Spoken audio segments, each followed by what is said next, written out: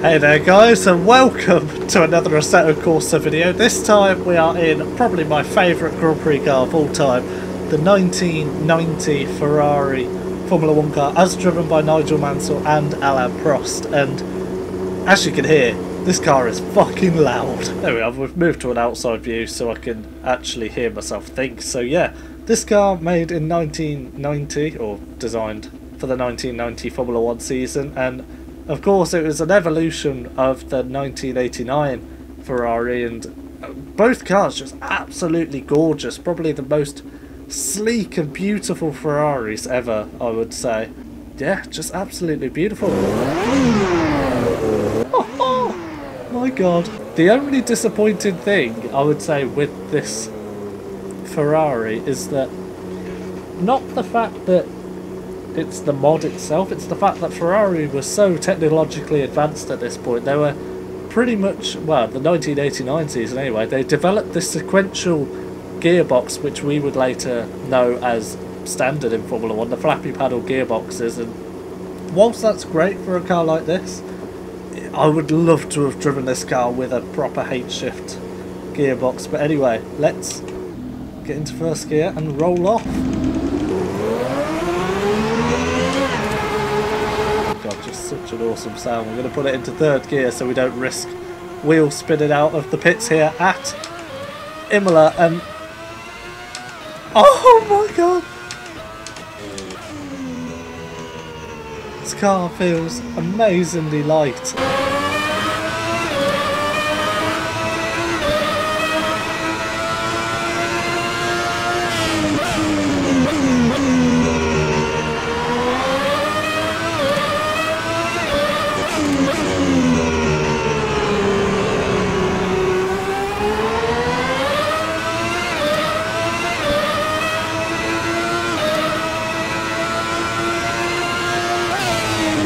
Flicking it through Imola. Ah, a bit of understeer there. Not quite got the downforce I was expecting, but then again, this car really doesn't look like it should have downforce. It's a very scrappy lap around here at Imola, but god, what a beautiful, beautiful cockpit as well. I mean, I don't know what it is about this car, because I wasn't even around to see this car race, and just something about it, as soon as I saw it for the first time, it was just, I just got hooked to it. It was the most beautiful Formula 1 car I'd ever seen.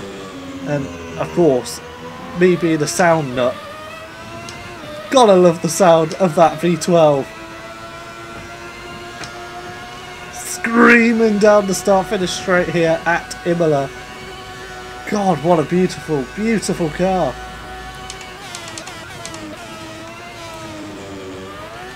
Oh, hello, back end snapping a little there.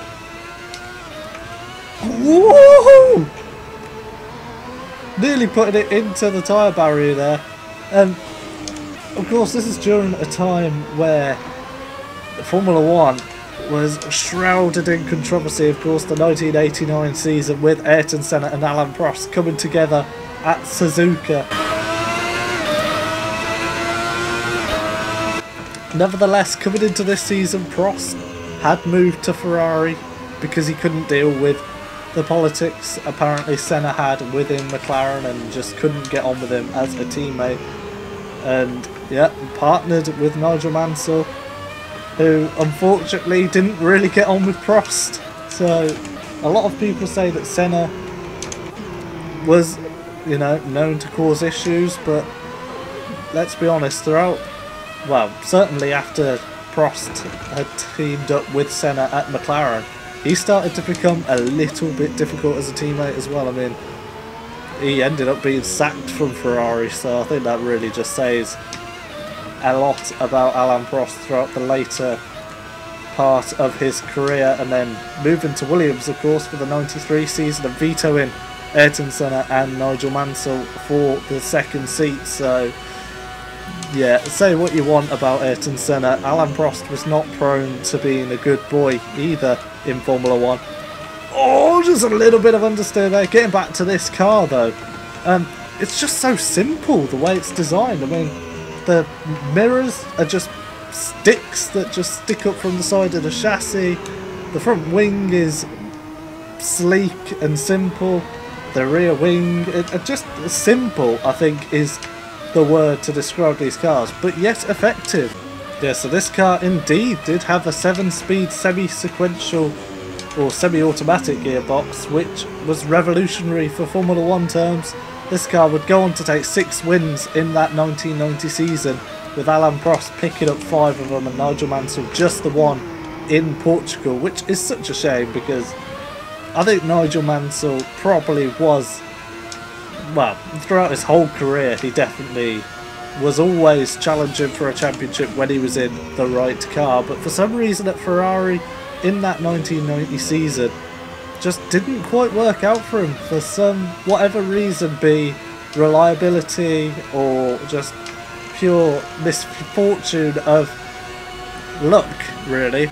I think Nigel Mansell and Ferrari probably did the most they could have done together throughout the 89 and 1990 season, with of course Ferrari really going backwards for many years after that, all the way till 97 really, you have to say, when Michael Schumacher first properly challenged for the World Championship. So Nigel Mansell probably was a good thing for him that he went to Ferrari, a nice change of scenery from Williams is just truly awesome. 3.5 litre V12 screaming away. I think along with the 412T, the 95 Ferrari, it's got to be up there with one of the best sounding Formula 1 cars of all time.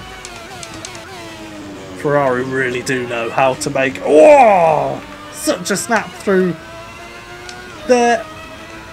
Ferrari really do know how to make a great sounding Formula 1 car, or at least did when Formula 1 cars sounded absolutely extraordinary.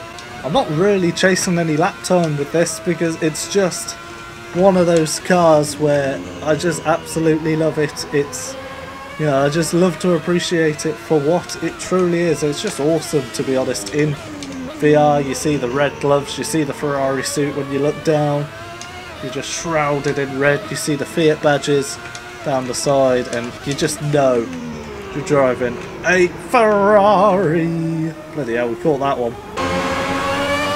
Whoa! Bloody hell! Managing to just stamp on the brakes to catch this car, and it's actually really drivable. Of course, no driver aids in this era of Formula 1, so you would imagine the cars were being a handful considering they were probably the lightest Formula 1 cars have been, and also still had a fairly hefty amount of brake horsepower, but genuinely the drivability is actually really good with this Ferrari. It doesn't feel like you get too much oversteer, as of course that's happened. That's just, this thing's really controlled. I think it's probably due to the massive fat slicks that we have all round on this Ferrari. Let's see if we can get a lap without the back end stepping out. There's a little bit, but we can excuse that.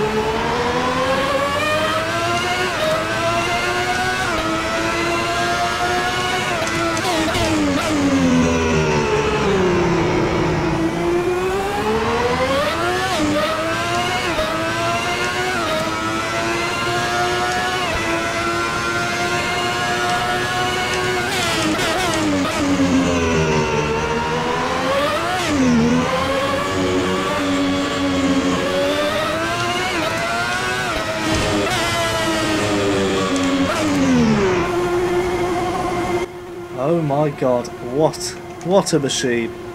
Absolutely love this car. ASR, I'll tell you what, they've done a magnificent job. I believe this car is actually a free mod as well. If it's not a free mod, I think it's only €2, so definitely would recommend even buying this mod, to be honest. I know a lot of people in the AC community saying mods should always be free, but with high quality like this, you don't always get that with free mods, so I would definitely recommend that link in the description below. But yeah, hopefully you enjoyed this video. If you did, leave a like and subscribe, and until next time, take care.